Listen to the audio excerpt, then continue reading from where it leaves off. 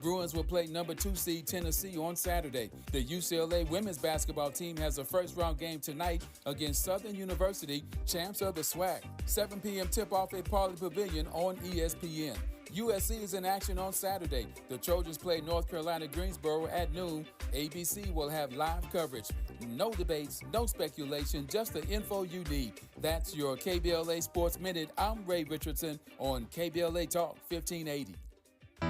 Hey, this is Zoe Williams, the voice of reason, and for over 20 years, Parkside Economic Development Corporation has served Leimert Park and surrounding communities, empowering tomorrow's leaders and changing lives. Parkside EDC has awarded over $400,000 in college scholarships while sharing economic principles of the Big Five of money with students and their families. Parkside EDC partners with organizations like the Brotherhood Crusade to assure our youth have the financial acumen to succeed. Parkside EDC provides families and businesses with financial insights, offering free online, on-site, and on-air B-Warp presentations. The Black Wealth Attainment and Retention Programs helps our community acquire, sustain, and pass down legacy wealth. High school seniors can apply for this year's scholarship awards at parksideedc.org. Scholarships will be awarded at Parkside EDC's Gospel/Jazz Brunch on Sunday, April the 27th. For details, tickets, or donations, please visit parksideedc.org. This is a community call to action from KBLA Talk 1580.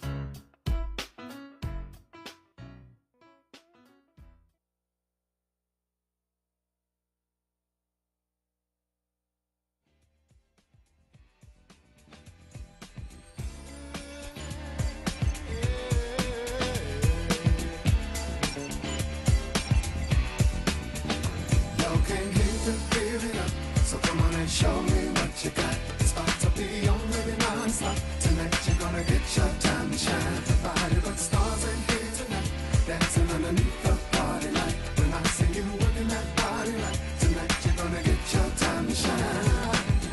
I've been waiting, now I'm ready for the main event. All the ladies and the players in here just to kill. Choose a winner who has flavor, looking out for style. Only the best can pass this test. Let me check you out. In the midst of a fierce competition, get a view from a better position. A little closer now, you got my attention. Maybe you're my superstar. Keep showing me moves that are blazing, 'cause you're teasing my imagination. Don't believe I can fight temptation. I think you already know. So come on and show me what you got. KBLA Talk 1580. That's her theme song. She's a superstar. It's the host of the Justice Files with Dion Raymond, Sunday mornings at 10 o'clock here on this particular radio station, KBLA Talk 1580.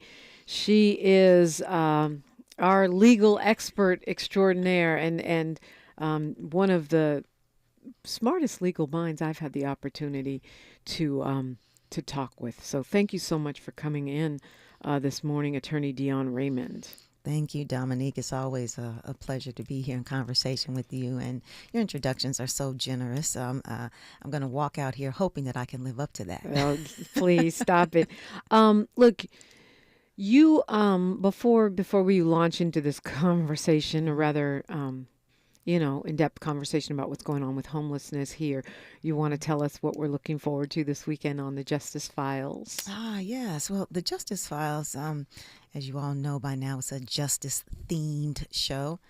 And because we don't black down and because we've got a lot to talk about, Dominique, there's always something to talk about with regards to justice, particularly from the Black lens. And I'm doing a bit of an overview. We've been flooded with so much information with regards to the Trump administration. And I'm starting to just kind of make a chronology of things and also highlighting some things that have been highlighted on your show and Tavis's show. So it's me talking to the folks and actually taking some questions for the first time. Okay, that'll be great. Yeah. I might have a few. I might have to call in. I think you should. Because the flooding the zone thing, it's pretty effective when they're giving us so much information, or misinformation, disinformation, and all these crazy things that are happening.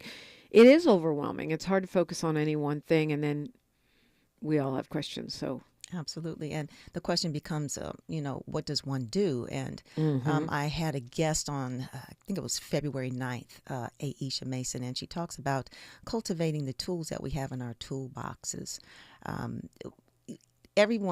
No one person can do everything, but each of us can do something. And that's become a reoccurring theme I've been hearing in some of the KBLA interviews. We've got to know what it is that is for us to do. You had the Baba Lau on and Ricky Byers Beckwith and people like that we can lean into so that we stay strong and that our minds stay strong and our spirits stay strong as well. Right. So it's not all Trump all the time. It's not even all politics all the time. That's right. But there's a lot of other important things going on, even that are politics that aren't that.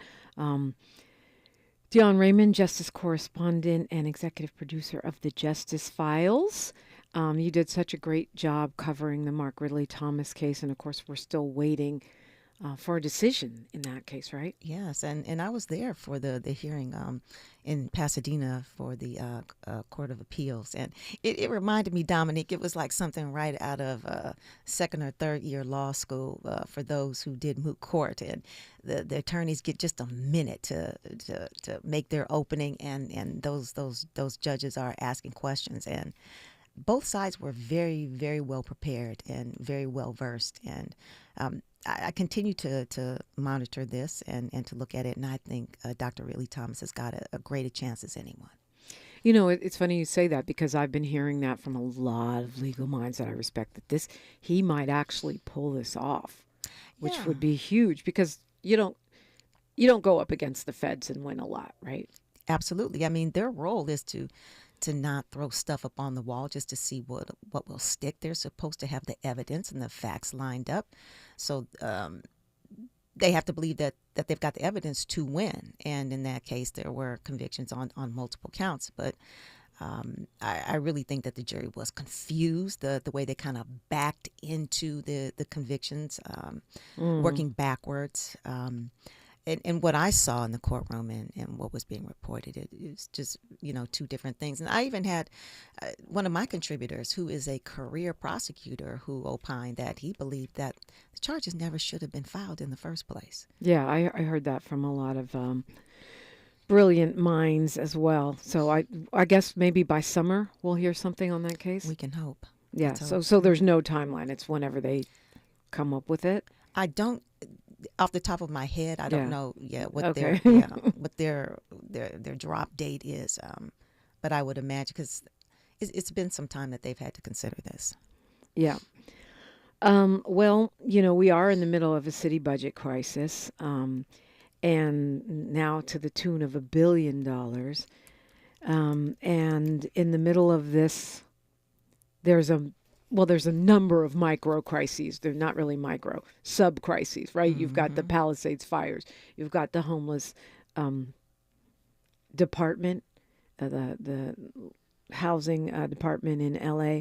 You have the police department, and the budget woes. Let's start there because we had Controller Alex Mejia on the show yesterday, and he was talking about how the city's housing agency, the city's housing budget, has only spent about half of the money that they had allocated for the last fiscal year. Mm-hmm. And what he called it was, and LA Times quotes him as sluggish and inefficient, saying that that's the way that the housing agency is handling this, these funds. He also said to me that it means that the things we said we are going to do are not getting done if we're not spending that money. And with this budget crunch, I would imagine there's going to be a lot of pressure to cut housing, homelessness funds. I worry about this, especially with the problems that the LA Housing Department is having right now. What's LA City and county share one agency? Yeah, and as you should be, as we all should be concerned. I mean, whenever there's a funding crisis or a funding crunch, and let's be honest, Dominique, when it comes to populations that are most vulnerable or people who need it the most, isn't there always a crunch? It always seems like there's never enough money. When we look at education, what are some of the things that go first when there need to be cuts? Arts, things like that. I don't think it's a topic that's new. But it's that, Dominique, everything feels like a crisis right now. Yep. Everything feels like a crisis. And what the what LAHSA has to do, what LA Housing has to do, is really behemoth. They've got to do something that has never been done, because they've got to get people housed. Folks don't want to see people on the streets. Sometimes I don't know that they really care so much about it being fixed. But there's this thing about not wanting to see it. So there's that. And in the face of a crisis, and if this money hasn't been spent, I don't know, if they become vulnerable to have that money taken. We know that there are 2 LA County supervisors who have proposed, and there will be a vote April 1st, I think it is, that the money from LAHSA be taken and that they control it. That they have their own agency, homeless agency. Yeah, and the whole point was that there was a need for a unified and aligned approach and a coordination of efforts. Well, I mean, it seems crazy to me, because then you're creating more different people that are not talking to each other and working on agendas which may not be cohesive. And I don't think the county exactly has a reputation for being efficient ever. Yeah, that's a good point. But if that happened, we would have 2 housing agencies, right? We would have a city one and a county one. I think that's what they're trying to go for. Yeah. And I don't know how that helps. Well, if you're not from LA, this might seem, normal. But LA City and County is one in a lot of places, right? And some places there's unincorporated city, which is across the street from county. Unincorporated county, which is across the street from city. Like parts of Ladera Heights are LA County. But then at South LA, your neighbor is the city. And so who's going to deal with that encampment right there? Is it city or county? Now we can get into, kicking the can and pointing fingers instead of, it's one agency, so let's deal with it. And that concerns me. I live in unincorporated LA County. Oh, you do? Oh, yes. And there's been, a time or two where I'll just say this. I've had friends who lived in the city of LA.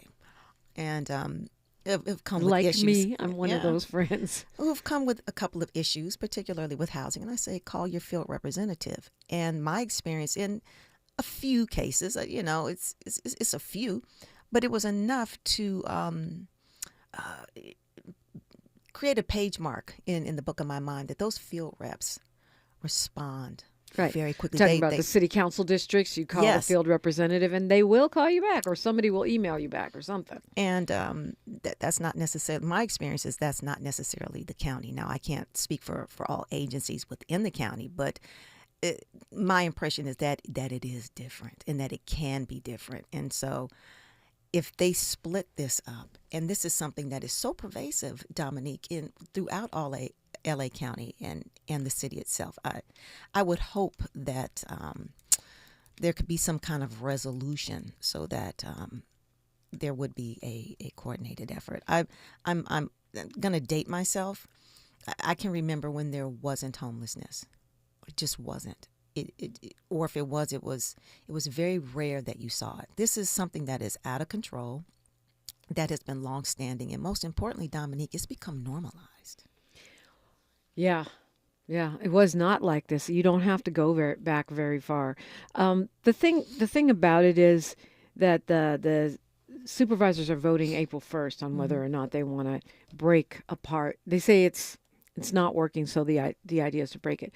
and I know this may sound extreme, but it's interesting that this is Lindsay Horvath, who's meant to be a progressive, supposedly, along with Catherine Barger, who is the only Republican on the agency.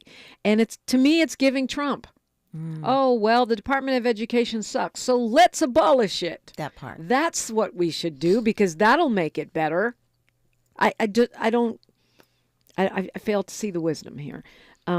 You had a meeting, you and a number of other press representatives met with the director of LASA, Valicia Adams-Kellum. And we'll get more into that because, there's been the reasons that they're saying it's broken fall under her purview. She's the director of that agency. Since 2023. Since 2023. And she's also had some personal controversy around it. And I want to get into that because I'm really interested to see what she had to say and what you learned. I know there's a lot of information that we don't know. But this vote is coming down April 1st about whether to pull $300 million out of the LA City County LASA, the agency, the housing authority here, and take it over to the county and separate it into two different organizations. Did you learn anything in that meeting that you had that earlier this week that directly pertained to that breakup? I actually asked a question about that. What were her thoughts? Should that happen, and how might it impact those that LASA is designed to serve? And she gave me a very general response, but it's still nonetheless, I think, very relevant and potent. And her theme starting out was that how important it is to have an aligned vision and approach to this subject.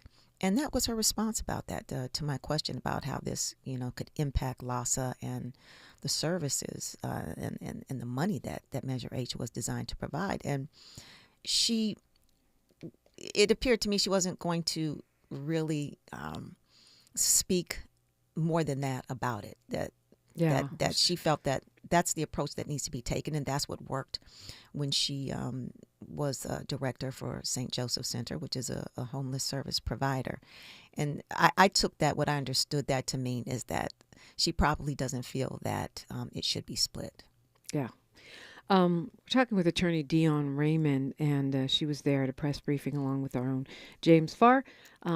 And this is a lot of information that I would like to get into. We were talking about it yesterday, and we will continue this conversation, getting into what she would go deep into about LASA when we come forward on KBLA Talk 1580. A safe place to go loud. A great place for progressive politics. KBLA Talk 1580. The revolution will not be televised. What's up? It is Killer Mike, also known as Michael Render, and I'm encouraging you to listen to more, not less, of Truth Time with Dr. Cornel West and Senator Nina Turner on KBLA Talk 1580. On your period, sudden gushes happen without warning. But now, you can say goodbye to stand-up gush fears, thanks to Always Ultra Thins with rapid dry technology. It absorbs gushes 2 times faster than the leading store brand and gives you up to 100% leak-free protection. Hello, clean and comfortable with Always Fear No Gush. Thanks for calling Discover. This is Nia. Hi, Nia. It's Jennifer. Did you know that Discover automatically doubles all the cash back you've earned at the end of your first year? Yeah, I work here. Okay. I was just double checking. Get it? Because Discover automatically doubles all the cash back you've earned at the end of your first year? Oh, you get me, Nia. You could say that I double get you. I guess we've taken it too far. You earn, we match. Discover Cashback Match. See terms at discover.com/creditcard. Stories are power. The Black Land Lost Narrative Archive Project is an effort to collect, preserve, and amplify stories of Black land loss. It will form an invaluable resource for scholars, authors, historians, educators, storytellers, policymakers, and change agents who wrestle with issues of restitution, reparations, racial inequality in home ownership, and the racial wealth gap. Through documenting stories of black land loss, the archive will help demonstrate the magnitude of what black families have lost and will continue the national dialogue to encourage paths to restitution, rebuilding, and healing. Support the Black Land Loss Narrative Archive Project by visiting www.blacklandloss.org or by donating at www.blacklandloss.org/donate. Spread the word to inspire awareness, activism, leadership, and change. And join us in making a lasting impact. This is a community call to action from KBLA Talk 1580. We've got your black.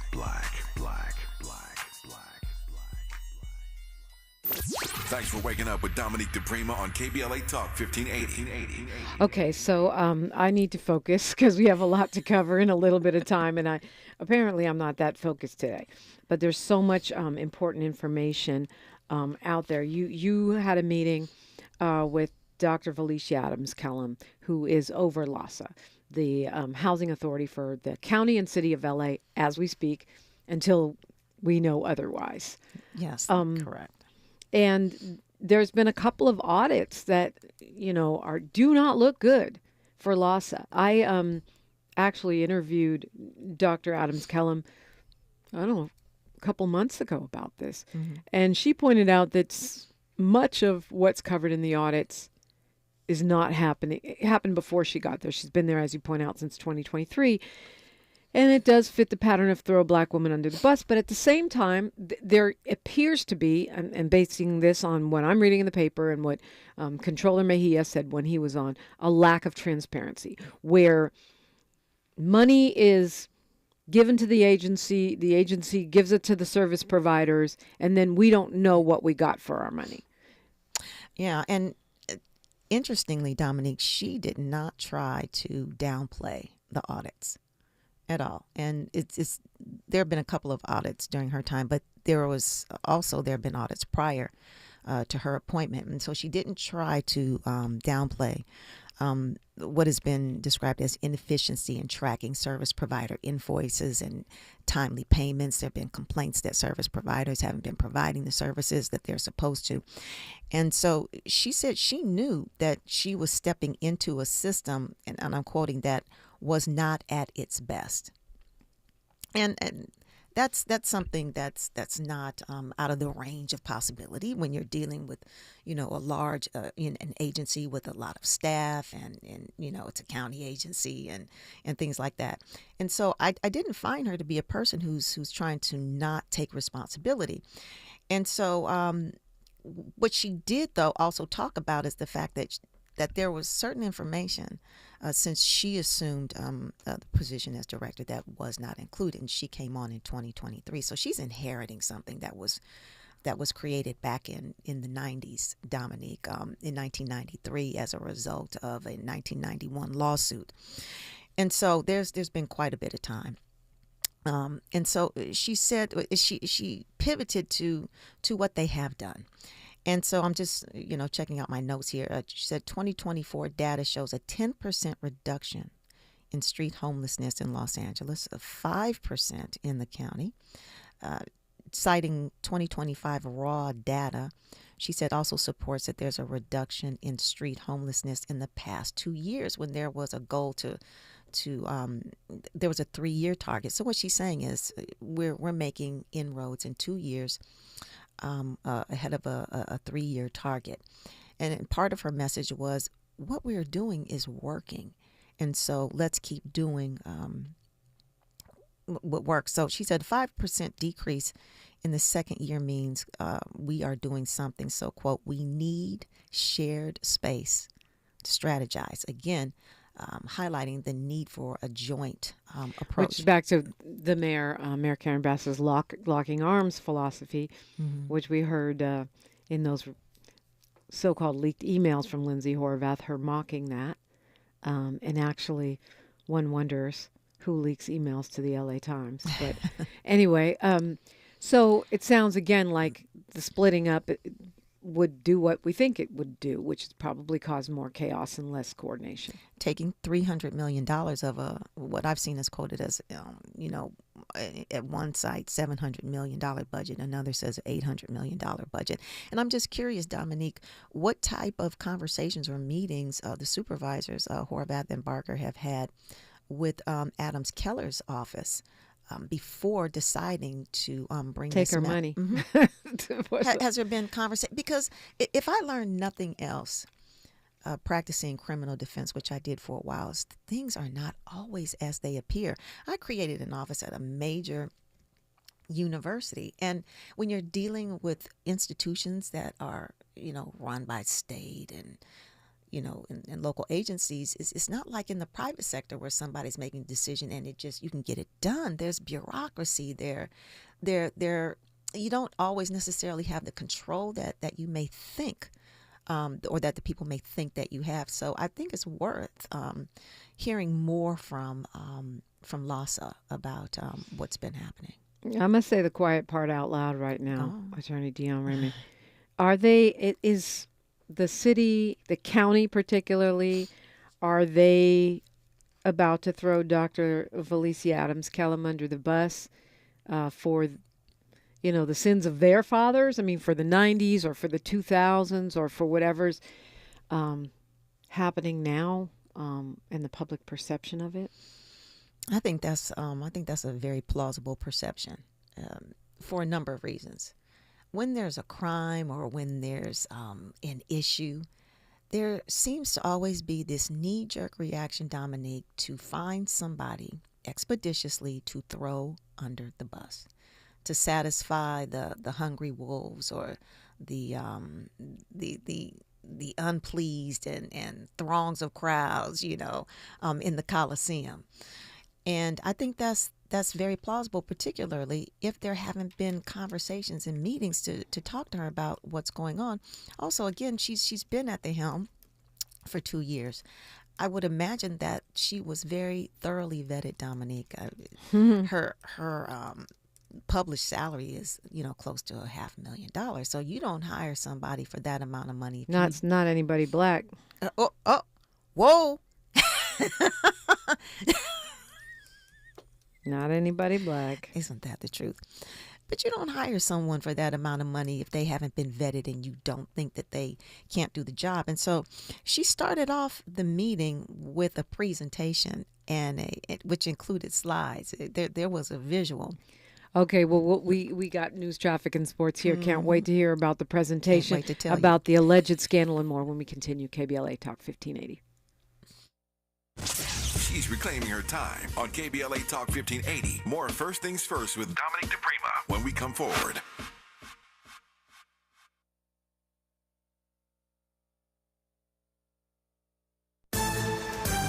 I'm Alexandria Ikamoni with 4 things you should know from BIN News. This morning, black people are reacting to the news of a Minnesota state senator accused of soliciting sex from a minor stepping down from his legislative seat. Justin Eichhorn handed his resignation to Governor Tim Walz. A Virginia campground is being ordered to pay 2 families $750,000 for discrimination. They say the campground's owner called them and said they weren't aware one of the campers was black and they wouldn't have rented the lot to them if they'd known. A federal judge is tossing out the copyright lawsuit against Mariah Carey's All I Want for Christmas Is You. A Louisiana songwriter who goes by the name of Vince Vance says Carey's song copies elements of a song with the same name that he wrote years before. Forecasters are warning people, including black people with seasonal allergies, that pollen counts will be higher than usual across much of the U.S. this year. Get BIN News on demand 24/7 at BINnews.com. They've got snow. Time to bundle up. The Palm Springs Aerial Tramway. Sled speed downhill. Angels appear in the drifts. A jolly snowman welcomes you back. Bring the entire family for a day in their winter wonderland. The Palm Springs Aerial Tramway. Snow at its peak. PSTramway.com. This is the KBLA Sports Minute with Ray Richardson. Not having 3 starters caught up to the Lakers last night, they lost to Milwaukee 118-89, one of the weaker performances by the Lakers this season. LeBron, Luka Doncic, and Rui Hachimura continue to be sidelined with injuries. Rookies Dalton Connect and Bronny James led the Lakers with 17 points each. The Clippers play Memphis tonight at the Intuit Dome in Inglewood. The Clippers are going for their 5th straight win. The UCLA men's basketball team beat Utah State 72-47 in the first round of the Midwest Regional in Lexington, Kentucky. The Bruins will play number 2 seed Tennessee on Saturday. The UCLA women's basketball team has a first-round game tonight against Southern University, champs of the SWAC. 7 p.m. tip-off at Pauley Pavilion on ESPN. USC is in action on Saturday. The Trojans play North Carolina Greensboro at noon. ABC will have live coverage. No debates, no speculation, just the info you need. That's your KBLA Sports Minute. I'm Ray Richardson on KBLA Talk 1580.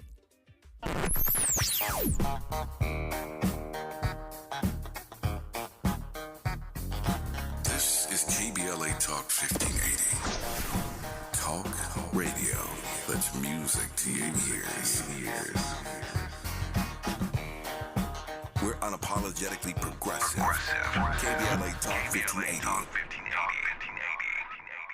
One of life's greatest mysteries has finally been solved. Who let the dogs out? Spruce. It's Spruce, the new hard-working, worry-free weed and grass killer that's safe for use around people and pets.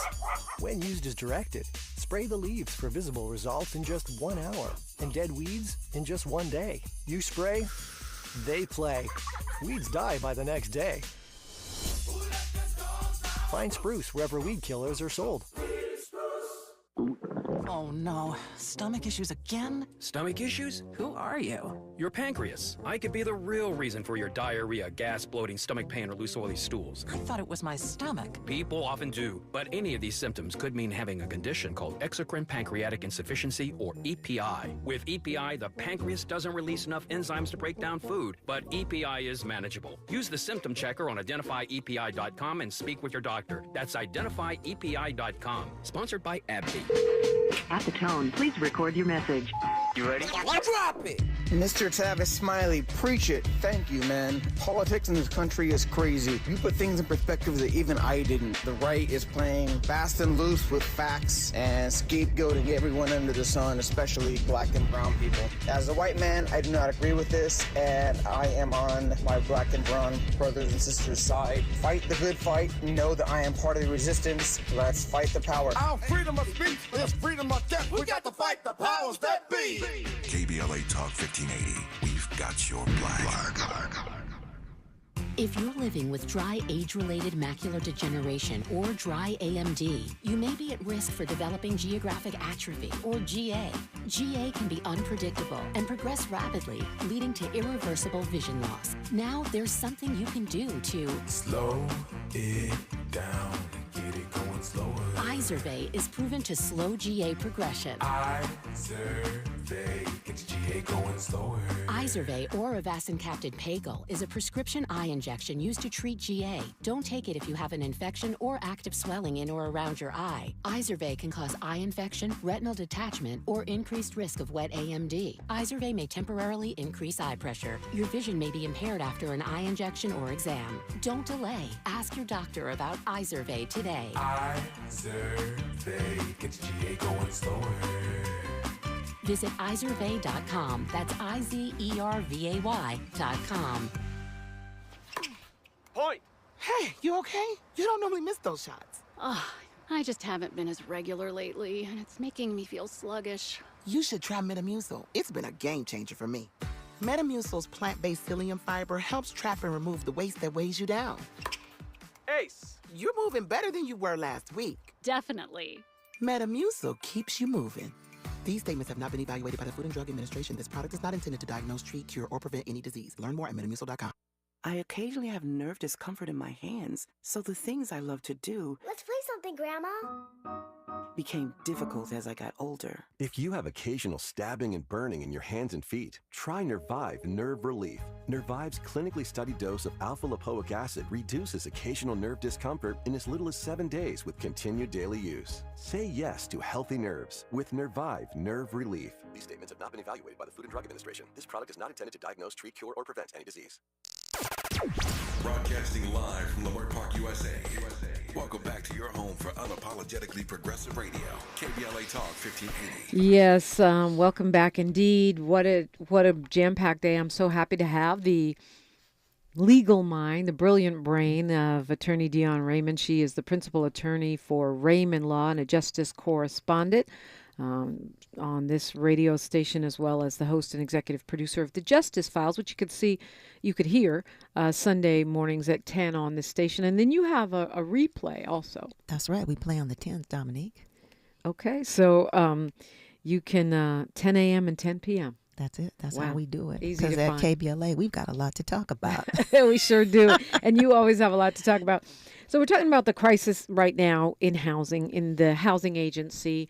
And the leader of that agency, Dr. Valencia Adams Kellum, who is responding in a meeting with you and James Farr, and she also met with other members of the press, but a select group, including KBLA, this week, about 2 audits that were very damning, which largely are the basis for the county saying they're going to make their own agency pull the dollars away. And there is a crisis of confidence with the public as well. We had some conversation yesterday on the show where people were saying that level of transparency, the fact that only half of the funds were spent last year, shows that there is automatically corruption. Did anything you took away from that meeting address that concern? She didn't try to downplay that there were issues, but she also made it clear that it wasn't at its best when she came in. And she also provided to us a document from from her predecessor, or one of her predecessors, who was the executive director of LASA from 2014 to 2019. And it's a memo to LA County supervisors responding to an audit that was done at that time. And so one of the things that he pointed out, and what I'm putting together, is that, okay, we've got this audit that I'm now responsible for, which is dated back to 2017, which was long before she came. And then you have a prior director also, addressing an audit.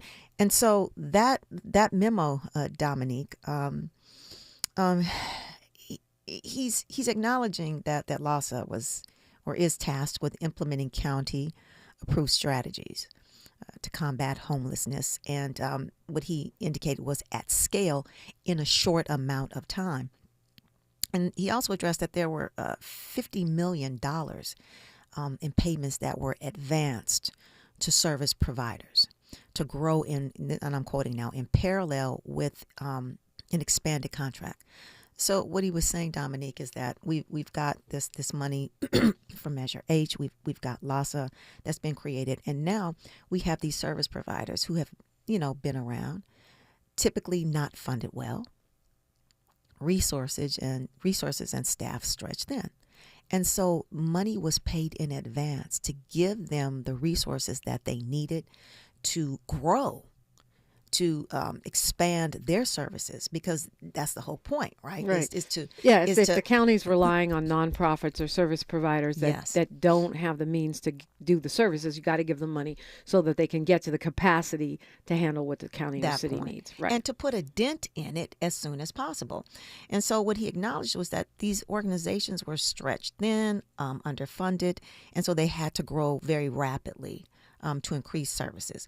And so he says in that memo as well that LASA worked with the LA County Homeless Initiative to expedite processing of funds for startup capital that they needed for infrastructure development and staffing increases. So again, he's reiterating that they needed to respond quickly in order to scale up their operations and hire additional staff and expand programs. And then he says at the end, which may have led to gaps in formal records. So there was an acknowledgement there that I mean, that's logical, right? You've got underfunded nonprofits, service providers that are doing things like housing on unhoused people and providing mental health services, whatever they're doing. they're trying to wait on their funds from the county. And part of my question about transparency, which I know the controller couldn't answer, I don't know if you guys talked about this, do those service providers have the capacity and the know-how to provide the transparency that's going to be needed to make sure there's no corruption, to make sure that there's really transparency? I think that's a good question. That's not something that was addressed in the meeting that we had, because there was really a pivot to focus on what we have done and what we are doing. And she provided a handout for that as well. And so, they talked about that they've created these dashboards. For instance, they've got an active system management that operationalizes interactive dashboards to bring together certain relevant data. They claim for the first time ever, which allows teams to identify system and programmatic trends. They've got leadership dashboards. And part of their directive is to not just provide services, but to do a homeless count. And so they've gotten community feedback and have developed custom apps for the homeless count and other things. So her approach was to really focus on what they are doing and the accomplishments that have come during the time that she's been there. They say that they've coordinated comprehensive response to support FEMA and Red Cross emergency responses to the fires, including a first ever, and at this point I'm actually reading off the document, a first ever event specifically to assist unsheltered individuals to apply for FEMA resources. And it goes on, matched 2,932 project-based permanent supportive housing units between 2023 and 2024. So I think the message that's coming from her office is that we're not trying to run from the audits. We're not trying to run from any information about how and we can and should be better. The takeaway for me is I've been here for 2 years. She started the interview actually with a presentation where she's giving us her bona fides. She was the director at St. John's, and talked about her accomplishments there and how she's taken it and she's using it in her present position. So if there's any dog whistle to be blown about you're black, you're a DEI hire, that was my interpretation. I'm qualified. And then also interestingly, Dominique, she spoke about, she shared that there was a time when she and her 2 daughters were living out of a hotel, and it was while she was directing the program at St. John's. And again, my takeaway from that is that this is not theoretical for me. It's lived experience. It's a lived experience. Yeah. It's a great point. A link who called in yesterday and was, one of the people that was upset about this says that incompetency is a form of corruption, as I incompetently say the word. Incompetency is a form of corruption, that they're distant relatives. I also remember Steve Harvey, of all people, to quote, used to talk about, turning the Titanic around when we were having a bad show, or a bad morning, how hard it is to turn the Titanic around. And both of those are jumping into my mind because this is a massive agency. This woman, Dr. Valencia Adams-Kellum, has been there for 2 years. Mm-hmm. And so she's trying to turn the Titanic around, but she's also dealing with the choppy waters of people that feel that they're stealing, that there's incompetence, because we put billions of dollars into homelessness, and we still see unhoused people everywhere because of the statewide audit that showed a lack of transparency on the state level, because of the controller's numbers that show the money's not being spent, even though the crisis is huge. And there's, and I also think the implication, because you've got a black woman mayor and a black woman housing services director, that there's this air or implication of something untoward that needs to be addressed somehow. And obviously you said, she's saying that there's problems with the agency, and I've only been here 2 years, so I can't fix them. But how do we get to this issue of, and we'll talk about this when we come forward, because I think the accusation that she signed $2 million in contracts for her own husband's employer, that adds to this perception that there's something shady happening at LASA. I guess we'll address that when we come forward. KBLA Talk 1580. More of First Things First with Dominique DiPrima when we come forward. They say the hardest part of getting something done is getting started. Well, we did that 30 years ago when California first took on the tobacco industry.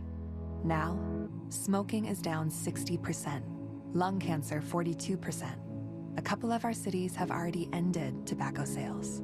A California without big tobacco isn't just possible, it's already happening. See our progress at undo.org. KBLA Talk 1580. We've got a lot to talk about. KBLA Talk 1580, connecting you with services and solutions. The Los Angeles Regional Food Bank is on a mission to fight hunger and provide nutritious food to those in need across our community.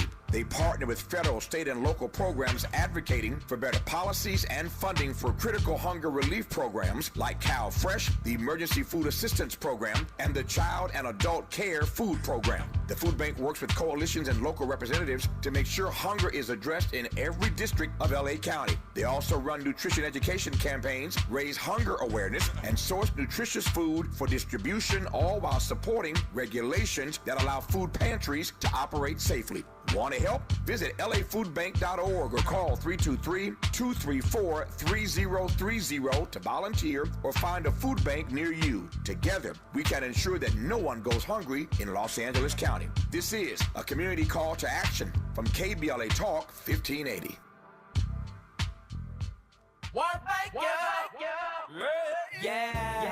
The California Crusader newspaper would like to thank all of our subscribers for their support throughout the years, proudly serving the South Los Angeles and South Bay areas for more than 40 years. The California Crusader is a multicultural, black-owned, adjudicated newspaper that focuses on providing newsworthy information to the people in our community. We're constantly looking for ways to assist businesses in our community to connect with our subscribers. We provide low-cost, effective ways to promote your business with our reasonable and affordable advertising rates. You can participate by suggesting, sharing, and submitting your stories on the California Crusader newspaper Community Share Facebook group page, or visit our website at cal-cruise-news.com. That's calcruisenews.com. Then click on the Submit Now button located on the top right corner of the homepage, or text CCN to 42828. Again, text CCN to 42828. The California Crusader newspaper, working together to build a better community for our future. Subscribe today. Bam! Out of nowhere. Crashed, hurt, don't panic, don't wait, don't call your insurance company. Call 877-CARE-LAW, the car accident attorneys who care about your case and win you the big money you deserve. Car accident, serious injury, other firms just handle cases. We own them at 877-CARE-LAW. We're the premier injury law firm with a powerhouse team of medical experts who prove your injuries, fight for your rights, and get you to max payout fast. No fees unless you win. Dial 877-CARE-LAW now or visit 877carelaw.com. 877-CARE-LAW, 877-CARE-LAW. Hurt in a crash, don't stall, just call 877-CARE-LAW. Faster wins, bigger pay. After an accident, call right away. 877-CARE-LAW, 877-CARE-LAW. Car accident, injury, don't call your insurance company. Call one team, one win. 877-CARE-LAW. Call now or go to 877carelaw.com. The conversation continues right now with Dominique DiPrima on First Things First. I'm blessed to be sharing the brain of Attorney Dion Raymond this morning, talking about the LA Homeless Services, the controversy, the audits, and of course we have to talk about widely reported that Dr. Valicia Adams-Callum signed $2 million worth of contracts with a company that employs her husband. You said she showed you guys some receipts. She did. She gave us emails dated June 26, 2023, June 30th, 2023, and November 14th, 2023. The first one, she is what comes across her desk, so to speak, vis-a-vis email, is a contract for Upward Bound House. And Upward Bound House is one of their service providers where her husband works in a senior staff position. And she clearly says, please reroute. I do not sign. And let me just go back a little bit. She also shared with us that she had disclosed this conflict before she was approved and was assured that she would be walled off from any dealings involving Upward Bound House. And so this email makes clear that she's still aware of that she's not trying to get around anything. And a staff member responded saying, acknowledged and added 3 other people to the email in order to, quote, reinforce this. So that's June 26th. And then on June 30th, she writes, I accidentally signed this. And in our rush to get things done, I signed this. And she apologizes for the error, which is, very interesting, and in an attempt to expedite. And so she's rerouted it and has notified the appropriate person. I signed this. This needs to be undone. And then in November, again, it's something comes to her. She reiterates, I'm not allowed to sign this contract, and says, I'm feeling vulnerable. I'm feeling vulnerable. Wow. And these are in the that's email. kind of like I'm being set up. I mean, she doesn't say I'm putting words in her mouth.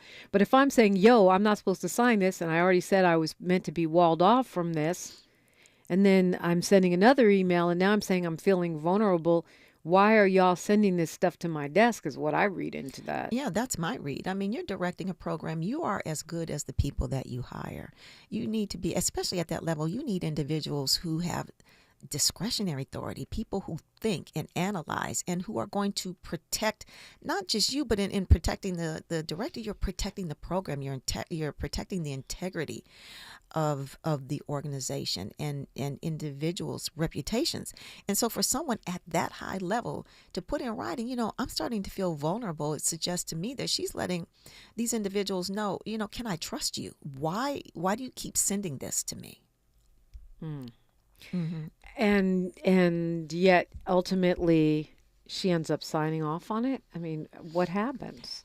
Either she signed it. We know that there was one that she did sign, and she's asking them to to undo this, or someone on her staff has stamped it with her signature. Because I asked, so ultimately this fell through the cracks, but there was a pivot to her CFO, who began a long explanation of the process. In accounting speak? Yes, very much in accounting speak, the process that they have in place now. And so, my follow-up was, so you're telling me that you have addressed this with a system of conflict checks? And she said, yes, and we make sure that all staff are trained on this as well.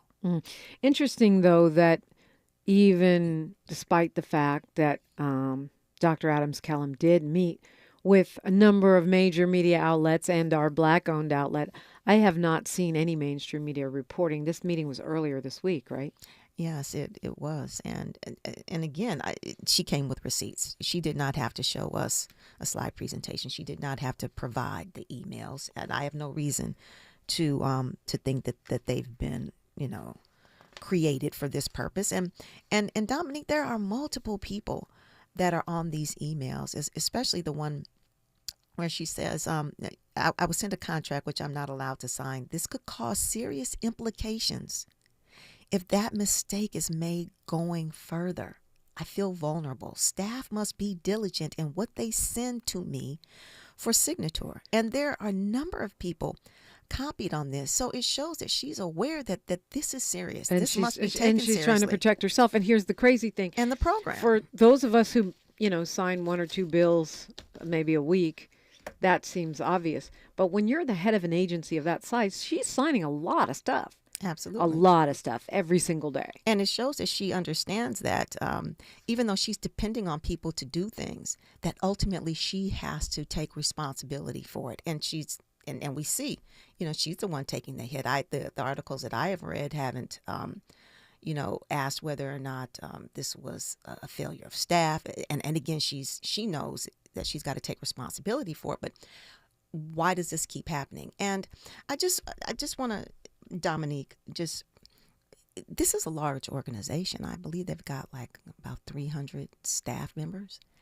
And when you get to a point where you have to think about whether you have to keep your head on a swivel, it could affect your decision making. Now, I'm not saying that her decision making is impaired, but it adds another layer in addition to a position that has a lot of responsibility and a lot of scrutiny.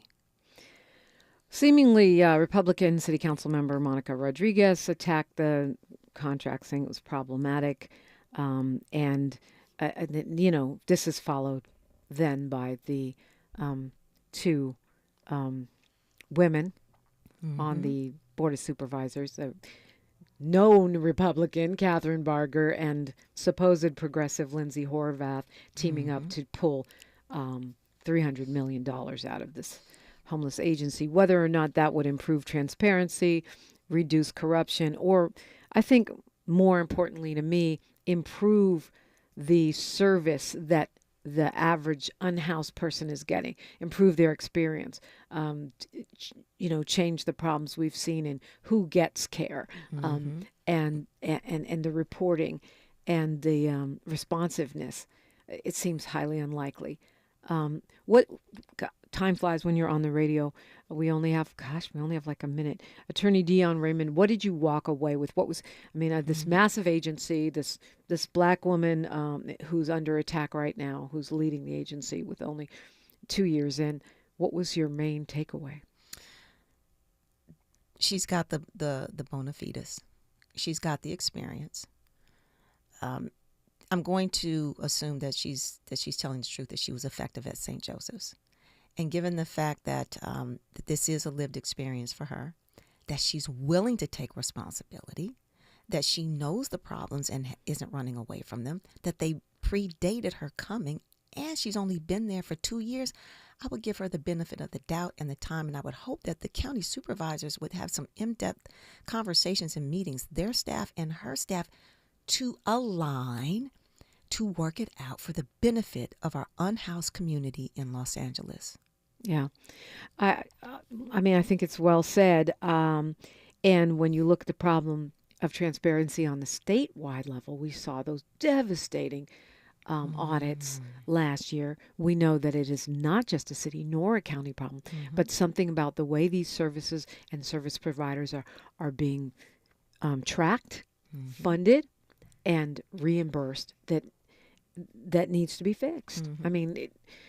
And making sure we're getting all the bang that we should get for our buck. It's time for the best of Tavis Smiley. Happy Friday, and thank you so much for coming in, Attorney Dion Raymond. As always, Dominique, it's a pleasure. Thank you. Tavis has got the best of the week on tap for you, and I'll see you on social media. I'm at DiPrima Radio. Where are you, Dion? I am at Facebook and Instagram. Dion Cherie Raymond. Dion Cherie Raymond, and we are at KBLA 1580. Like my mama used to say, history is now, and we're making it together. Until Monday, one love. KBLA 1580 Santa Monica. I'm Alexandra